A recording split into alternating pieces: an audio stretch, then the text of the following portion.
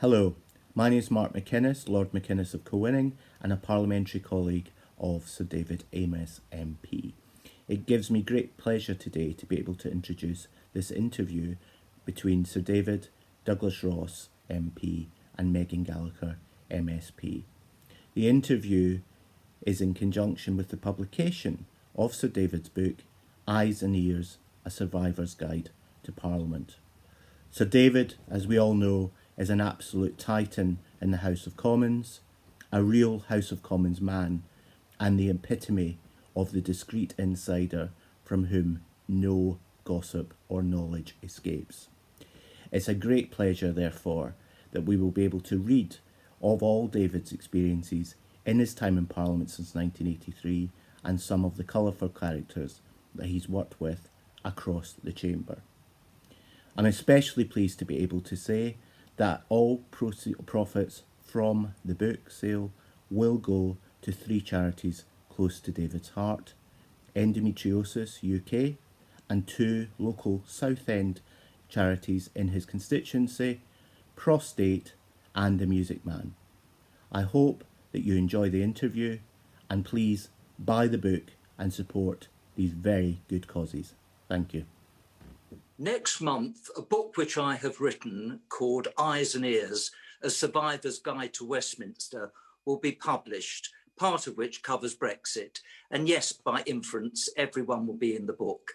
Would my right honourable friend agree with me that the last general election was not fought on how political parties might handle the coronavirus pandemic, but was categorically about ensuring that the result of the 2016 referendum was implemented in full?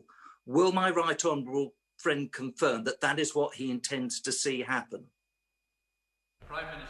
I can indeed, Mr. Speaker. I congratulate my right honourable friend on his new book. And if you were to read his excellent book, Madam Deputy Speaker, Eyes and Ears, probably available in all good bookshops, you would be aware that he is the proud patron of the Conservative Animal Welfare Foundation and has devoted much of his life to campaigning on behalf of our furry friends. Good evening, everyone, and welcome to my virtual book tour event. If you would like to ask me any questions during this premiere, please use the live chat box on the screen and I will do my best to answer your question. If you would like to purchase my book and support one of the 3 charities I'm raising money for with the sales, there are links in the description to Ian Dale's Politicos or Amazon. You can also get the book directly from the publishers, Luath Press, or through your own Member of Parliament, who I'm sure will be more than happy to collect a copy from my office at the House of Commons. I hope you enjoy the evening.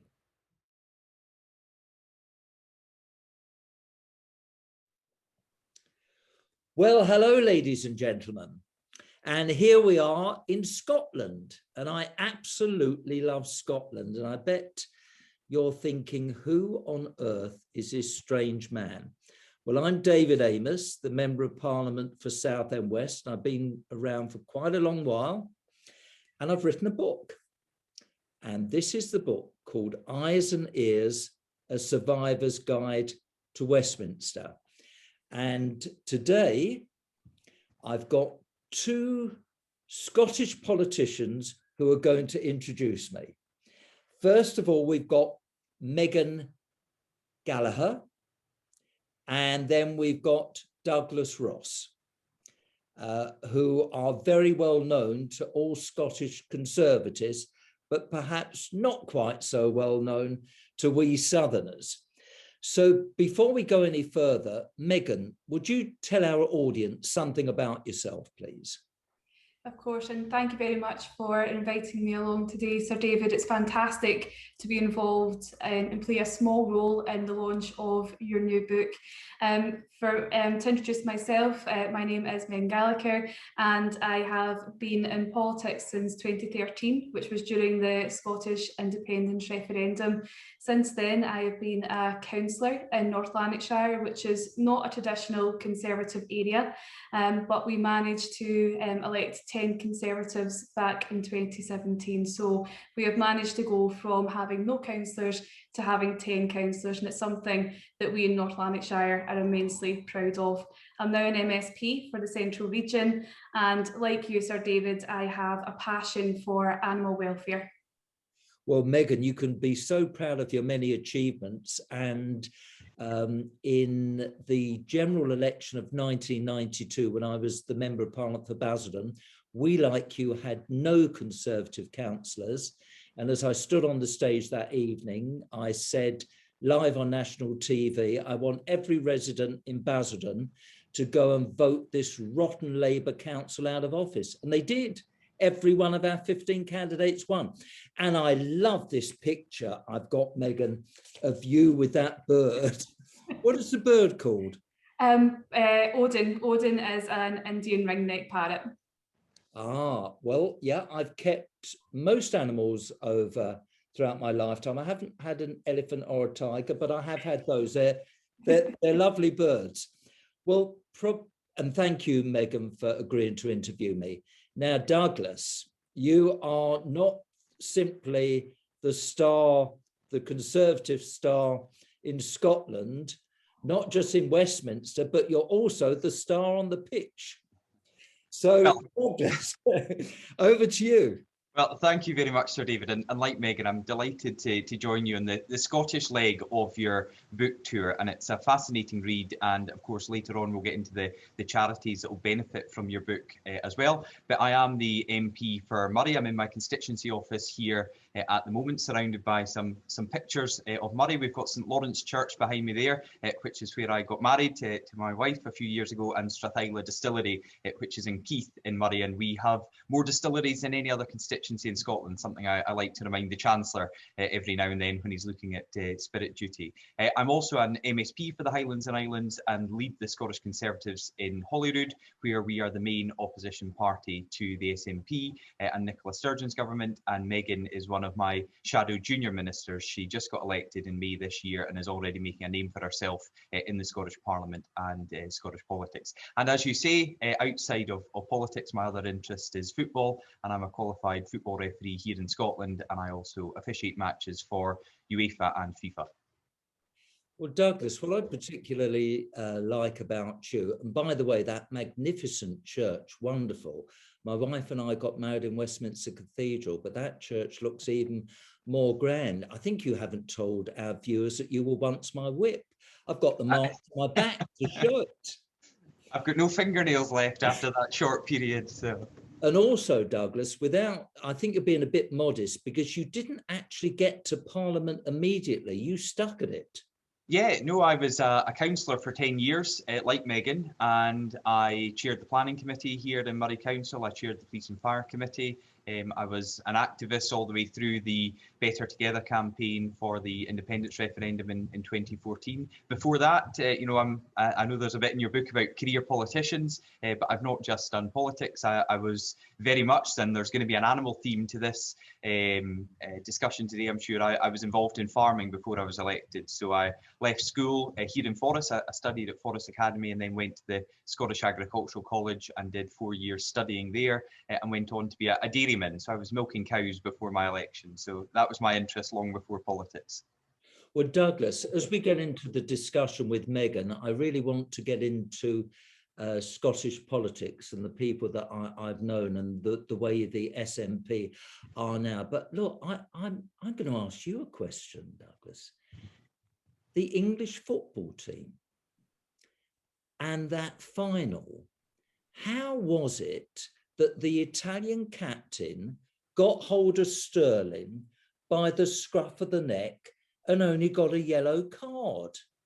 Because that was the 100% correct decision by the Dutch referee, Born Kuipers, who is an extremely experienced referee. He's officiated many finals around the world and in Europe. And the decision that he had to make, was it violent conduct, which it wasn't. It was trying to stop an opponent, and the opponent at that moment didn't have a clear and obvious goal-scoring opportunity. So he couldn't be sent off for violent conduct. He couldn't be sent off for denying an obvious goal or goal-scoring opportunity. So he correctly received a caution for his offence. You see, typical. I'm looking for any excuse for us losing that match. But there we are. I'm telling everyone that I was able to watch as a little boy, as a scout in a shop window, the 1966 World Cup final. And I want everyone to have that pleasure again. It's a shame we haven't got a UK team. Now, who would like to begin the questioning? Well, I kick off. I spoke to Megan about this earlier, so we'll save the tough questions till later on, and Megan will get into the interrogation. But I have my own memories of joining the House of Commons far more recently than you in 2017, and you actually play a part in my memories of becoming an MP. So we'll come on to that in a moment. But you were elected in the year I was born. What was it like being elected, becoming an MP, and walking into Westminster in the House of Commons for the first time? Well, awe-inspiring, frankly, Megan and Douglas, because I come from a very humble background. My children would be taking the mickey now because they're middle class. But, you know, I was born in a little terrace house, no bathroom, tin bath hanging on the wall outside. We didn't have a telephone. We threw the window open and shouted loudly at one another. And we certainly didn't have a car. We walked everywhere. So the idea that someone with that background would become a Conservative member of Parliament was just unimaginable. So when I did get elected in 1983, being the 144th Labour seat that could be won, I was just so thrilled and proud. And I thought, I'm walking in the footsteps of giants, not only where Winston Churchill sat, but there I was going to be with Margaret Thatcher. Now, I know Margaret didn't always go down well in Scotland, and we'll come to that later with the community charge, what was called the poll tax. But, I was just so thrilled about it. And I looked a little bit different to how I look today. So I had long hair, and can you believe this? A Conservative member of Parliament, I didn't know this at the time, looked at me and said, "Oh, you're newly elected member of Parliament. Would you like to pair with me?" Because he thought that I was a Labour member of Parliament and that Labour MPs would have long hair and all of that. But, it was just, I would never forget, Douglas, the thrill of making my maiden speech. Because in those days, unlike now, when the chamber, sadly, not because of coronavirus, is hardly ever full except for PM's questions, which is a complete and utter waste of time, by the way. Much better for the 15 minutes on a Tuesday and the 15 minutes on Thursday. My maiden speech, the chamber was absolutely packed. And it wasn't because I was a big name, but I was sort of in the last 12 to make the maiden speech. And in those days, the maiden speech was all important because it was the only time the House of Commons ever listens to you. And I actually followed Ted Heath, and my maiden speech, I mean, Megan, John Major, well, I know you weren't born when he was Prime Minister, but you know about John Major. John Major was my whip, and he wrote my maiden speech. It was on sort of little cards like that. And it was just wonderful to have people in the public gallery. I mean, I could go on and on what it was like. But, you know, to me, Douglas, it was a childhood dream come true.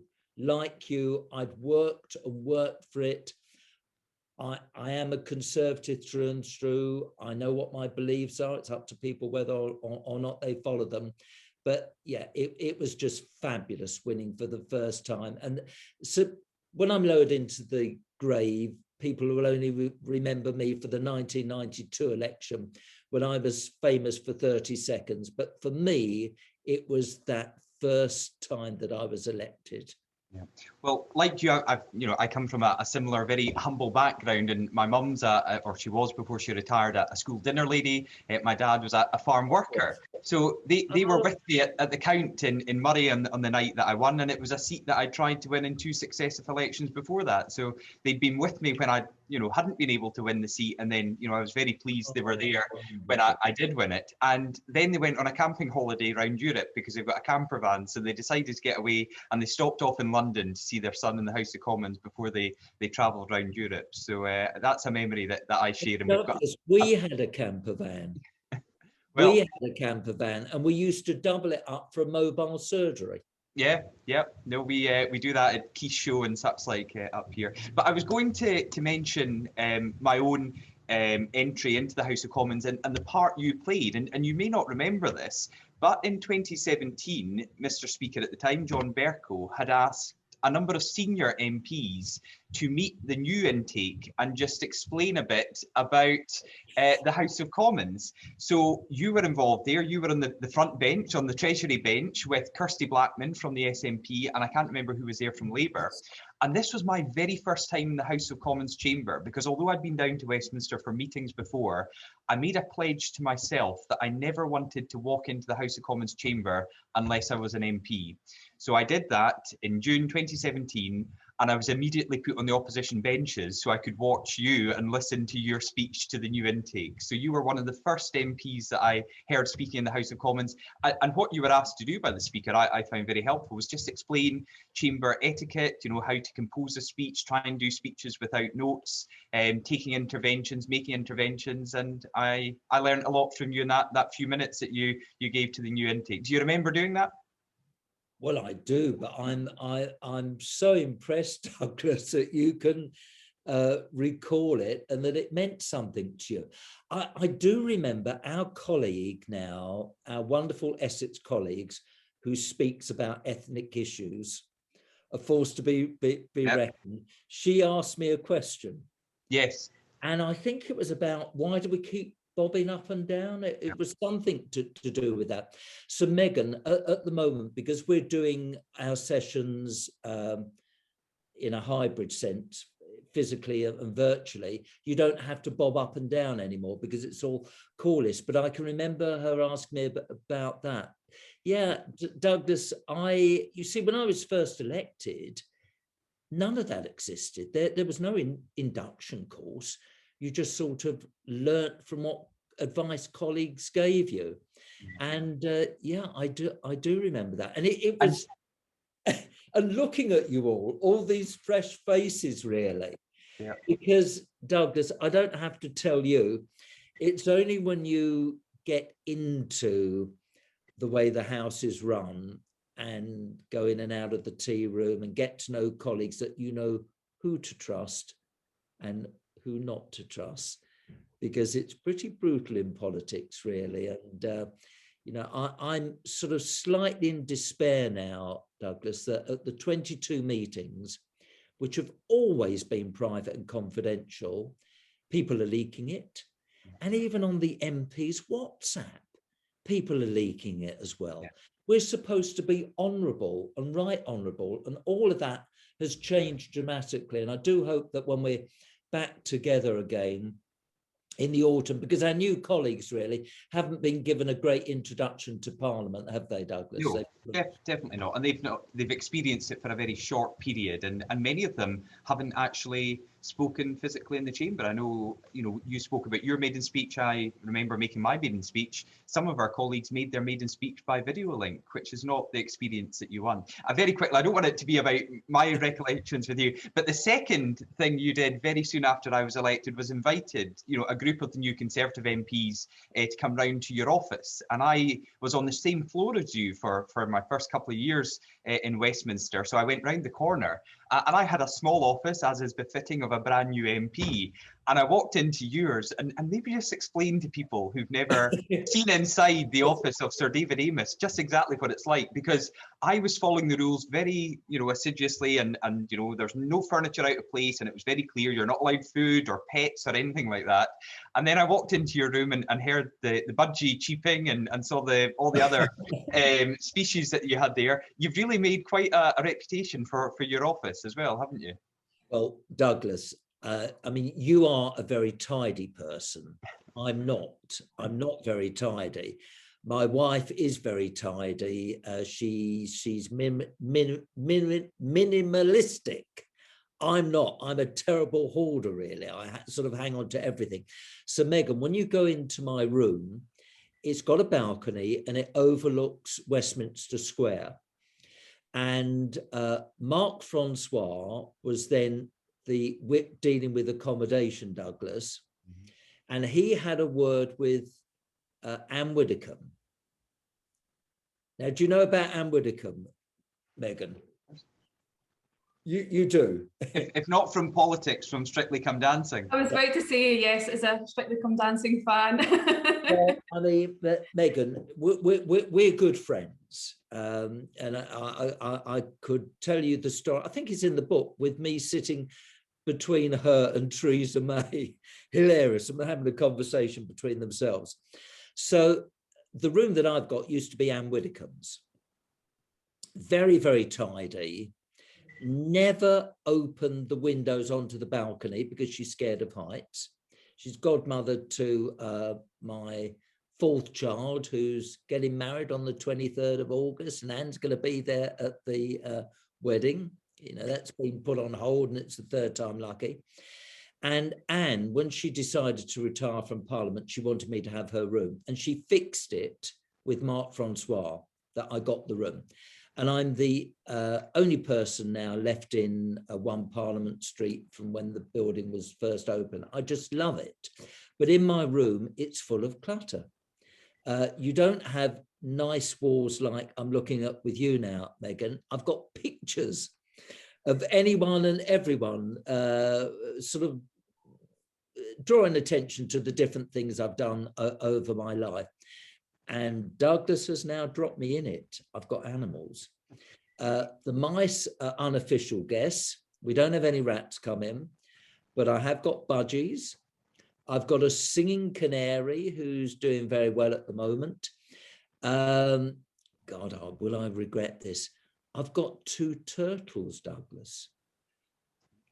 And I've got a number of tropical fish. So it has got livestock. But like our speaker, he's a big, big animal lover, And yeah, you are right. It's not like other people's offices. I mean, the first time Andrew Mitchell came into it, Douglas, I think he was shocked. What people say. I've even had, who's the one married to Clooney? Oh, George Clooney. Lawyer. Yeah. Well, she's been in my office. You name it, they've all been in my office. I've got a picture of myself with Mother Teresa, and the popes as well. Yeah. So that's my office, which I hope you'll come to, Megan. Definitely. a sight to behold. You've mentioned a number of times your family, your wife and your 4 children. You've been five children. Is that mad we were? You've been an MP throughout their lives. How has that impacted on family life, being in Westminster and being an MP and also being a husband and a father? Not in a great way, Douglas. I'm being frank with you now. Now, when I became an MP, there was no internet, no social media. So there was my secretary on a golf ball typewriter typing letters. So I mean, Douglas and Megan, I don't know what a scandal is anymore. Although when I recall of one Labour Scottish Member of Parliament blackmailing another Labour Scottish Member of Parliament, and he took his own life. I mean, to me, that was absolutely scandalous. I mean, they're both dead, even the one who was responsible for it, light years away. Absolutely awful. But because of social media and all of that now, when you make a mistake, as without identifying it, 1 or 2 senior politicians have made mistakes quite recently, it's there for everyone to see. But I think with my children look, Douglas, it's very, very tough on who your partner is. Very, very tough, because they normally love you and they don't want to read or see anything bad said about you, but it does happen. So I think with my children, who were all very young at the time at school, it probably had a bad effect on one of them, if not 2 of them, because look, you've got 2 children, haven't you, Douglas? Yeah. And children are very cruel to each other. You know, they are absolutely frank with you. And I think what goes on in the public domain can find its way into the schoolroom. And look, we can all think of people who've not had a mum and dad to look after them, you know, adopted and all of that, and had a terrible upbringing. And yet they thrive and make the most of their lives. But yeah, look, I do think it can have a very, very tough job. Now, my wife in the early days, she was everything with me, because it was a bit old fashioned. You know, you weren't just choosing who you wanted as the MP, you were choosing who was going to be their partner. So she used to be at everything, been there, done it. She's not I mean, is there a husband or wife's parliamentary group anymore, Douglas? There is, yep. It was run by Philip Hammond's wife, and well, she's lovely. Yeah, and I think Baroness Jenkins. So my wife has attended it once, and I think there's only 4 people there. And it was Baroness Jenkins, my wife Crystal, James Cleverley's wife, and James Brokenshire's wife. And they had a lovely lunch out on the terrace. So it does still happen, but just in quite small numbers now. But I know Crystal really appreciated it. And actually, Baroness Jenkins and others have been in touch when our second child was born just a couple of weeks ago as well. So that connection has maintained. Now, what would you say, Douglas, if I said I know all those wives and they're better than their husbands? I would agree. They are fabulous people. Yeah. Well, yeah, I mean, they used to provide a support network. Look, at this point, I'd like to tell our viewers that although I'm not Scottish, I love Scotland. And a bit like the royal family, I'd always wanted to go to Balmoral. I think I told you this, Douglas. So I hired a car when I got there. The sat-nav went wrong. So inadvertently, I went all over Scotland. And it's so absolutely beautiful. Megan, I also, in Westminster, we've got something called the Parliament and Industry Trust. I had a job before I became an MP. And I did one with Esso, and I went to Sunningboe, landed on a, one of these oil rigs. And I was on this helicopter. And as soon as the pilot knew that I was an MP, he called me up to the front, and all he wanted to talk about was his paying conditions. And I'm thinking, keep your eye on where you land in this helicopter. Crazy. And I also went to the Shetland Islands. My God, that's remote. Yep. That's where Sullumboe is, up in Shetland. So you'd have flown into Sumborough Airport and then taken a helicopter up to Sullumboe. And Douglas, which would have been the airport? Sumborough Airport. Well, wherever this airport was, I went there once as the MP for Basildon, and as I got onto the aircraft, people started booing. And I'm not going to name the celebrity who was on the plane, but I would say it's a lady. And it was all to do with because we were having some funding issues with our local theatre. But you can see what a different world it was. Yeah. Again, who are your political heroes or heroines in Scotland? Oh, that is a tough one. That is a really tough question. If I had to go more recent, it would have to be Ruth Davidson, because Ruth was one of the reasons that I entered politics myself. If I had to think back in terms of Scottish politicians, I mean, again, it's another woman, and it just must be, you know, the strong women that come through the Scottish Conservatives, but Annabel Goldie, because again, she is just a stalwart of our party, and she really did take us through what was the dark days in terms of, you know, Scottish politics, when we had little to no MSPs in the Scottish Parliament before the revival happened of the Scottish Conservatives in Scotland. So I think it's more recently for me, but it is two strong females. So, Douglas, you don't mind if I ask Megan a few questions?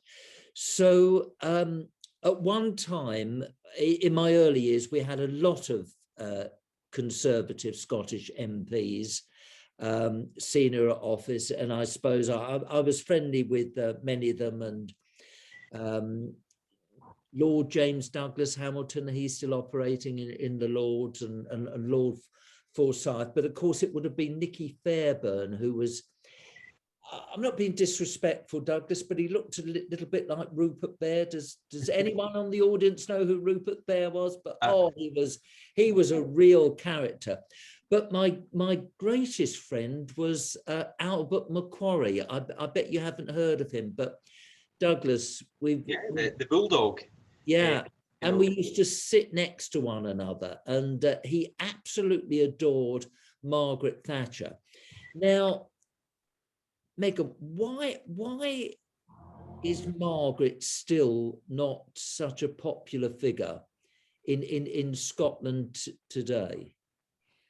So where I'm from, which is Motherwell in North Lanarkshire, Motherwell had Ravenscraig, and Ravenscraig was one of the industrial sectors that closed under Margaret Thatcher, and I think that was perhaps one of the reasons. Even though Labour did close more mines than what the Conservatives ever did, people don't want to recognise that as a fact. It was because it was, such an important job part for this area that I think, a lot of people still relate to that and still think, as soon as they hear Margaret Thatcher, they think of what happened in this area. But I think they forget the sort of good things that happened during the time of Margaret Thatcher as well. But another one that you touched on it earlier on as well was the dreaded poll tax that came into Scotland. And I think that has, unfortunately, again, had that sort of message that's still carried on through generations, even though it did happen years ago. Do people still actually talk about it then, Megan? Because I think Margaret was badly advised, Douglas, by the civil servants in introducing it a year before the rest of the country. So there are some older people who still reflect on it all. Unfortunately so, and I think it's perhaps more in terms of central Scotland than what I would say in other parts of Scotland. So, for example, as we head up to the northeast, I think the northeast is very different in terms of perhaps how their take on it, but particularly the central belt, it's still unfortunately an issue here that people still raise with you on the doorsteps was things that happened during Margaret Thatcher's time as Prime Minister. But for me as a young Conservative, I was born in 1992, so I don't have perhaps the relationship that other people do have towards these issues. And for me as a Conservative, I look forward in terms of what the Conservatives are doing for people now, instead of what happened perhaps in the past. But I think for people of that generation, I think it unfortunately has carried through and people still talk about it to this day. So, Megan, something else I wanted to explore with you. In my time, there never used to be many Scottish nationalist members of Parliament. Margot McDonough, Jim Sillars, and they were husband and wife, weren't they, Douglas? Yep. And remind me who Winnie Ewan, because Winnie's still going strong, isn't she? Winnie celebrated her 92nd birthday, I think, last week. So and just remind me of her daughter's name. Her daughter was Margaret Bain, who became Margaret Ewing. Breast cancer, didn't Correct. she? And she represented my seat here in Murray. Margaret was my MP. Well, she was a colleague of mine, and a lovely lady. So I remember all these characters, but it was such a big shock, Megan, that Labour collapsed in the way they did. So Douglas and Megan, I was at Holyrood Castle with Jim Murphy and Mark Pritchard when the Pope met the Queen at Holyrood Castle, and you can see a picture of us meeting her. And I thought, Jim Murphy, great footballer, a lovely, lovely chap. But why was it, Megan, that Labour's support collapsed in Scotland? I think there's a few things. I think Labour's lost their identity completely, and I think that's a huge part of their decline here in Scotland. I think also there was the independence argument, where Labour, although they supported no, there were still members within the Labour Party who were pro-independence, pro-leaving the UK. So I think that caused a sort of an internal split in the party itself. And there is also the current issue now where we are 7 years on from an independence referendum and Labour have no idea of their position on the constitution, whether they want Scotland to remain part of the United Kingdom or they want to leave. You've had, a turnover of, many leaders in terms of the leadership team as well in Labour in Scotland over recent years, and I think that they're just in a complete mess. And I think that's why they're not relatable now to people on the doorstep. But I think it also shows that Labour relied perhaps on their old traditional trade union links, their industrial links, that have now shifted, I would say, probably more to the SNP, and the SNP have managed to capitalise out of Labour's downfall. God, it's just extraordinary, because in my early years we had so many long-serving Labour MPs, and to see the change now with a very large number of SNP members, I have to say, Douglas, a number of them I've become very friendly with, because in our parliament, it's not all about party labels, it's behind the scenes who you can work with. But my goodness, I do not agree with them on independence. And I've got to say to both of you, I blame Tony Blair for so many things, and the way devolution was worked out, I think during the pandemic has, as far as I'm concerned, a disaster to have 4 different approaches to the whole thing. Crazy. And John Smith, you see, I had the highest regard for him, and of course his lovely daughter Sarah's now a broadcaster, but John Smith, Megan, he had suffered a heart attack. He lived in the Barbican the day he was preparing to visit my then constituency of Basildon. And it was a tragedy, because after the previous Labour leader, he'd got them into a good place. And I think the history of the Labour Party in Westminster would have been so different. And of course, Douglas, look at the Foreign Secretary and the Labour Foreign Secretary, Cook. My goodness, if only I'd have followed his lead on the war with Iraq and not believed what was a pack of lies from Tony Blair telling us that there were going to be these weapons of mass destruction directed towards us within 10 minutes, I would have stuck to my own common sense view that I felt it was wrong to get involved because we didn't have an exit strategy. Why, Megan, just before we go on to Douglas, why do you love animals so much? It goes back to when I was young. My dad worked in a zoo, and I was I've been to Edinburgh Zoo, and I went there when the 2 pandas arrived, but nothing's happened. No, but then again, that is pandas for you, unfortunately. And there used to be, Douglas, I hope you don't mind me bringing this up, but there used to be a joke in Scotland that there used to be more pandas in Scotland than what there were Scottish Conservative MPs. Well, I'm pleased now that we've got far more Scottish Conservative MPs than what we do pandas. So I'm glad that that's no longer a joke that our nationalist friends can use against us. Which zoo did your father work at? He worked in Glasgow Zoo, which is unfortunately no longer here. It's now a housing estate down in the east end of Glasgow, so it's no longer there. But I had, many childhood memories from working in the zoo, from being able to pat a rhino, from handling ponies, from handling birds, and again, that's probably why I've got an Indian ringneck parrot now. So I've had, many experiences with animals, and it was one point where I wanted to be a vet, but I decided that it probably wasn't the best career path for me, because I don't know what I would have done, if there was an instance, for example, of having to put down an animal, because I think that would be too much for me. So I think I'm probably better being on the side of owning a pet and being a responsible pet owner.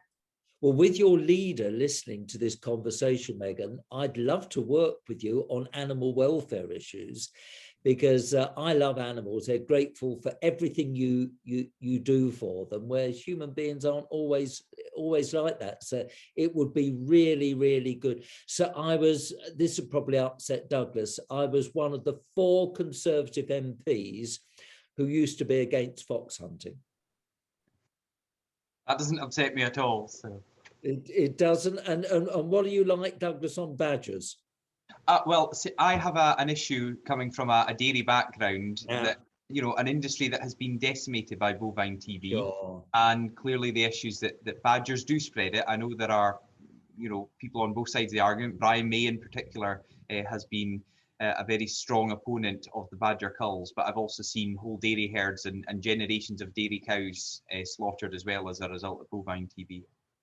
Douglas, I hope you don't mind me asking this question, but I think your viewers would be interested in it. In my time in Parliament, Scottish education seemed to have the edge over English education. With your wonderful universities, okay, it might have been a bit old-fashioned, knowing your times tables and being able to spell properly. And then I wanted to ask you about something else. What's happened with Scottish education? The nationalists have been in charge of it for too long. That's the issue. We have had extremely poor education ministers from the SNP.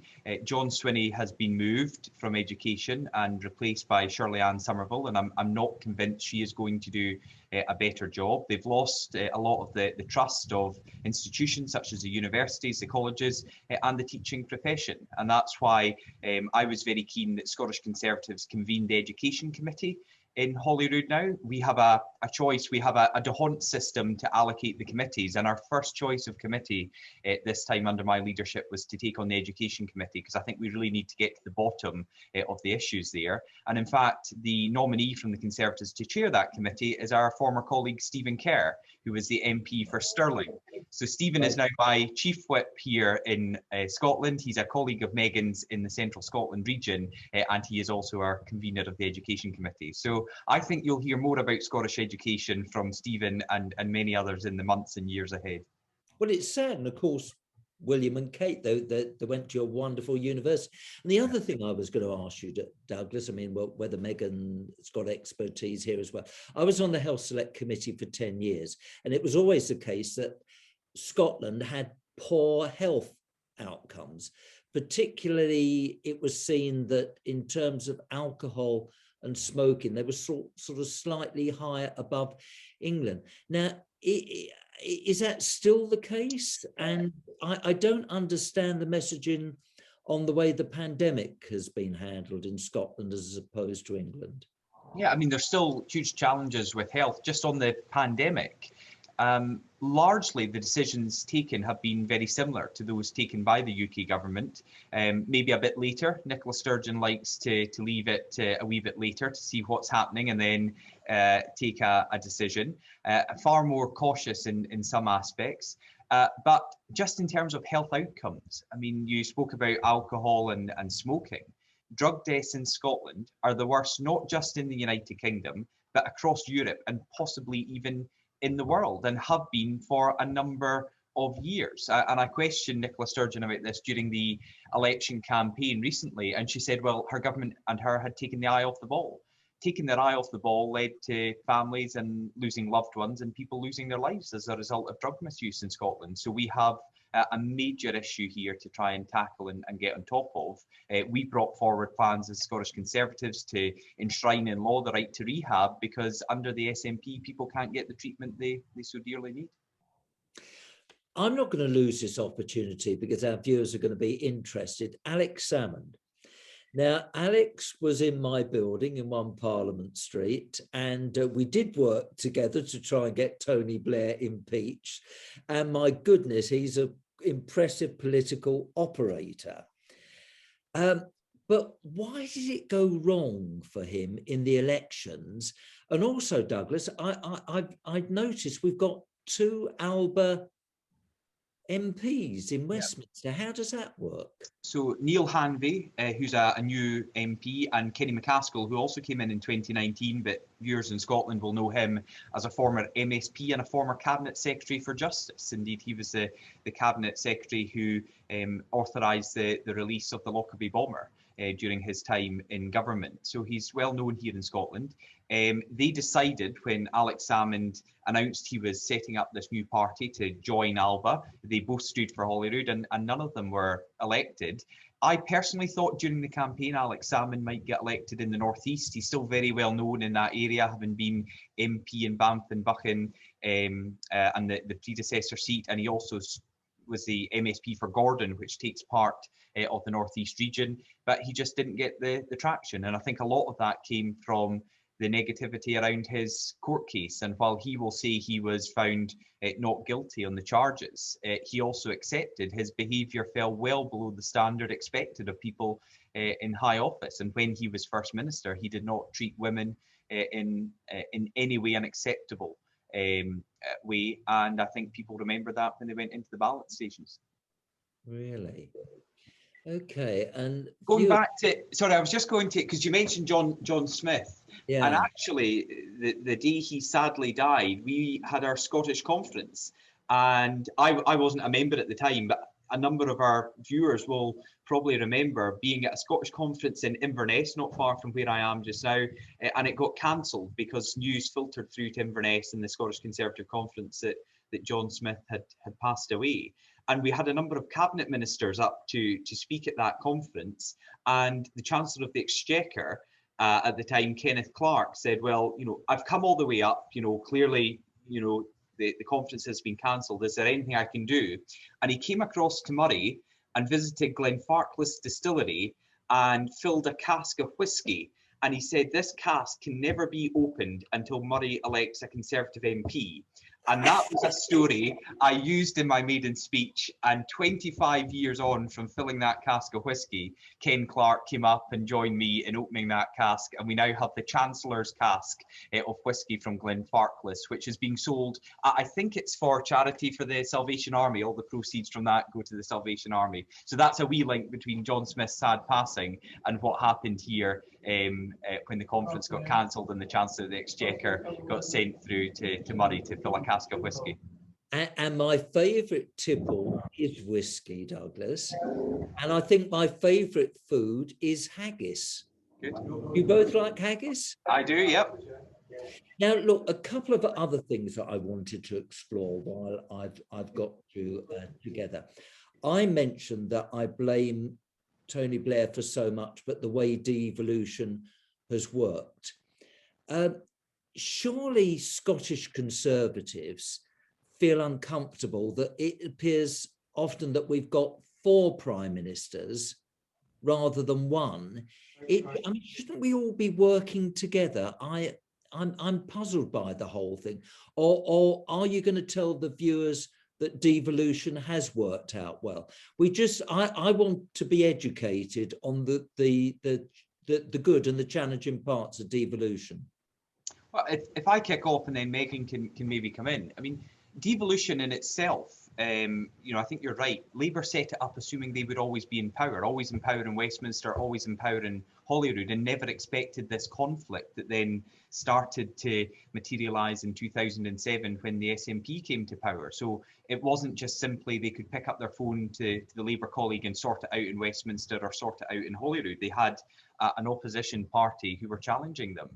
In terms of what we do in Scotland, we have great opportunities. It's one of the most powerful devolved administrations anywhere in the world. Yet we have an administration now in the SNP and for the last decade and a half who don't want to use the powers they have, and they should be using those powers to improve education, our health service, our policing, our local government funding, but they'd rather spend all their time complaining that they don't have enough powers. So I think Megan and I would agree, let's use this next parliament where we're going to be a strong opposition, we're going to be challenging the SNP to use the powers that they have right now, rather than calling for more. But I don't know, Megan, you've been in the Holyrood chamber now for a few weeks. How have you viewed it from inside the chamber?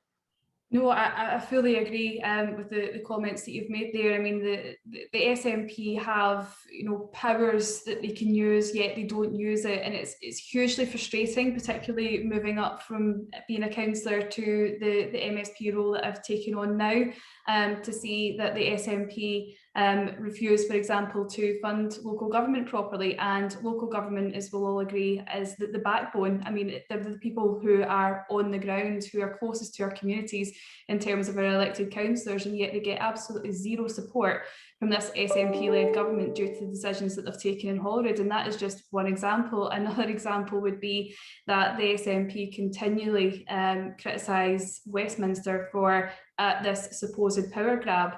And, you know, I'll never forget when Douglas challenged the SNP to mention just one power that Westminster was taken from them, and they couldn't name one. Not one power could they name when Douglas challenged them in Westminster on that issue. And, you know, just on that, I mean, the welfare issues that Westminster tried to devolve to Holyrood as well, the SNP said, actually, hold on a minute, we don't want these just now. So, I mean, the SNP tried to play the game. They tried to play, you know, that Westminster is stopping them from getting on and stopping Scotland from being, you know, that this progressive country that they want it to be. But it's actually the SNP that's stopping Scotland from getting on. And Douglas is right, you know, we'll spend this Parliament challenging them on these issues. I don't want to embarrass you, Megan, but is there anything, as an English Conservative Member of Parliament, is there anything more we could do to help you and Douglas in the challenges in getting more and more Scottish people to believe in the Union? I mean, there's always more that we can do, and, you know, I hope that's not taken as a criticism at all. I think we all need to be united, and we all need to be one Conservative party in terms of when we're talking about the Union, and, you know, how important the Union is to all four nations that make the Union, make our United Kingdom so strong and so successful. So if we can, you know, continue the positive messaging, and I think, you know, Alistair Dick's been doing a fantastic job as Scotland Secretary on that, you know, making sure that positive issues are being raised in terms of what the UK does to, you know, benefit Scotland, to make sure that, you know, Scottish people know about what the UK does for Scotland, because I think that's another thing that the SNP try. They try and take credit for initiatives or policies that are brought in actually by Westminster, by the UK government, and it's about making sure that the SNP don't capitalise on that, and to make sure that the UK government is strong when they are supporting Scotland, which they do regularly. It's just making sure that we can get that message out more. Thank you. Well, ladies and gentlemen, we're coming towards the end of our time now. I was going to mention something about the Scottish Parliamentary Building, where I went there when it was first opened, which is very different to our building, Douglas, where we work. And in here, I talk about restoration and renewal. But I think, viewers, should we allow Douglas and Megan one last question each? Douglas. Okay, if I can put it in, I'll do what we do in Westminster, is ask a couple of questions in one, so I don't get told off by the speaker. You've mentioned John Smith and Robin Cook. Any of our other former colleagues that really stood out during your time in Westminster? Bill Walker, who represented Perth, used to always turn up in his kilt. My predecessor from here would have been elected in the year you were elected, Alec Pollock, who was the MP for Murray, and indeed he still passes the High Street here with his wife Verena, so he's still a good friend of ours here in Murray. So people like that, and maybe opposition politicians, Charles Kennedy and others. You know, Scots really did perform very well in Westminster when they were elected there. And the second point I wanted to ask was just about the charities who are going to benefit from this book, because I held an adjournment debate once about music tuition, and you kindly asked me, would you be able to intervene, because I think the Music Man project had just achieved, they were going to I looked up, they were hoping to go to Broadway, and they were going to be singing in the Albert Hall. I used an intervention in my adjournment debate so you could get that on the official record. So tell us maybe a bit about the charities that will benefit from this. Yeah, well, you've reminded me of some great Scottish colleagues, and just by the by, Douglas, I would say with Megan listening that Scottish members of Parliament have always been good speakers. They are good orators, and the power of oratory in the chamber has been lost, frankly. We no longer have the great orators that we had. But I'm glad you mentioned Charles Kennedy, because I did know Charles very well and his wife as well. But I had no idea, Douglas, about what was going on in his private life. And I tend to have been around when we've had all sorts of tragedies, you know, members of Parliament committing suicide, their children committing suicide, people going bankrupt, people's lives being destroyed, all sorts of reasons. But I had absolutely no idea that Charles had the particular problem that he did. And I thought he was a great guy, very, very popular, really good company, great to listen to. And I thought he was a good leader of the party. And I had no idea what was going on in his private life and what was going on internally. And Tam DL, he was a really a posh Labour member of Parliament, but my goodness, he was absolutely dogged in his opposition to the Falklands and the way Margaret deployed. I mean, thank goodness she did, and it was a marvellous achievement. But of course, he kept going on and on about the sinking of the Belgrano. Yeah, I've got so many happy memories of Scottish politicians. And you mentioned about the charity. My goodness, you do remember everything, like I do. Well, I got it wrong, because I've just checked the official report, and they were going to the London Palladium, and it was David Stanley and the Music Man Project would be taking 200 youngsters to perform at the Albert Hall on Monday, the 15th of April, and I was able to congratulate them along with you in that adjournment debate that I did back in 2019. Yeah, and I do thank you for that, Douglas. So a wonderful chap called David Stanley, he and his lovely wife, both teachers, and his wife is a member of the Salvation Army. They discovered that through the power of music, they could change the lives of so many people with learning difficulties. Because Megan and Douglas, when I first started, I was taken to a mental health centre, and I saw people in straitjackets. Could you imagine that? And he even got these youngsters who have epileptic fits. They wear a head garment to stop them damaging their heads, and through the power of music, he's transformed their lives. So yes, they performed at the London Palladium. I did my Bruce Forsyth job there. Got quite a pointed chin as he got, but anyway, I did, and then we went to the Royal Albert Hall. And it is true, we are going to Broadway and going to perform at Carnegie Hall. And then another charity, I know Megan's going to touch on the ladies' charity, but the male charity, Prostate, you know, we're not so good looking out for ourselves. And this charity, led by a local constituent, he benefited from gene therapy, and he wants to share that with everyone. So thank you for reminding us of that. So Megan, it's your last question or questions. Thank you, Sir David. And just on the subject of your charity work, I would just like to mention the fantastic fundraising work that you've done with Endometriosis UK, as I know that you are chair of the cross-party group for the charity. So can I ask just how you became involved in that charity work, and if you feel that more can be done still to help people who are living with this condition, because I know that there are many women who are impacted by endometriosis.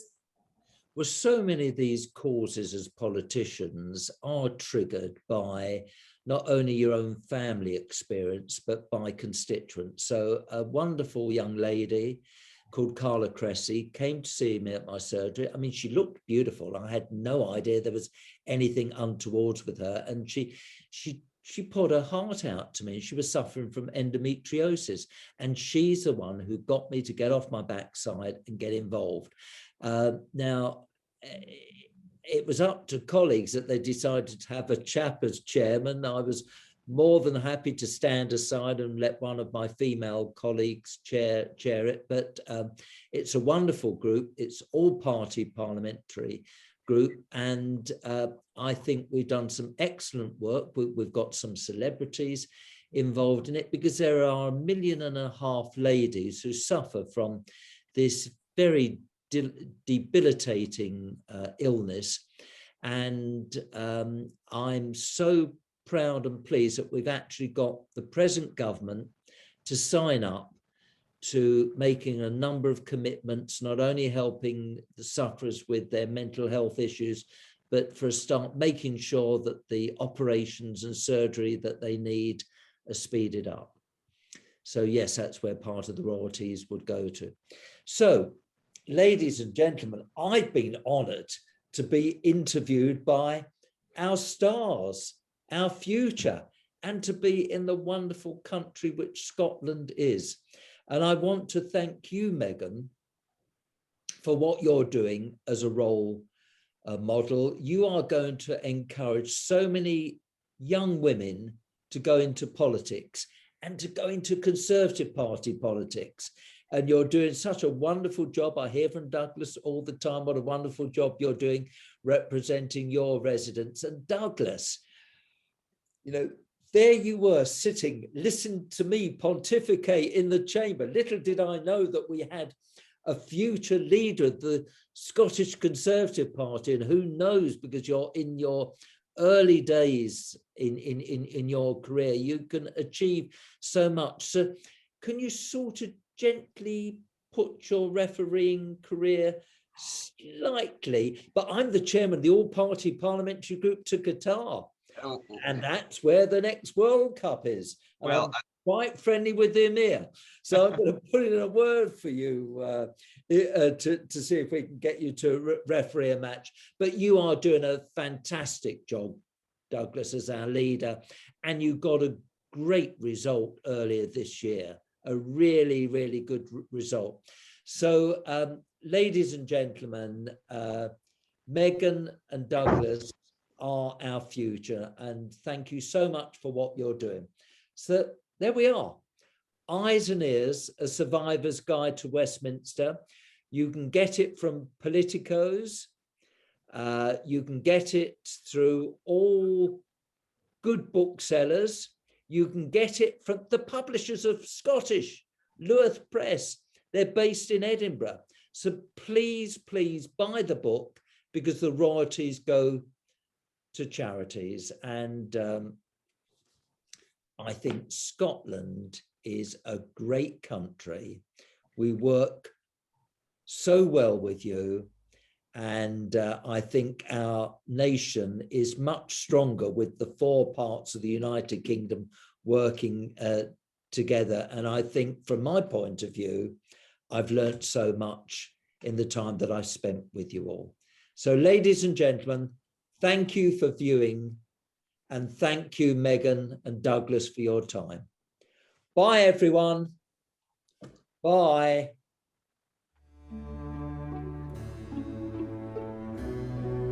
This is my journey so far, where I was born, where I became a councillor, when I was first elected to Parliament, and where I am now the Member of Parliament for. Enjoy my journey.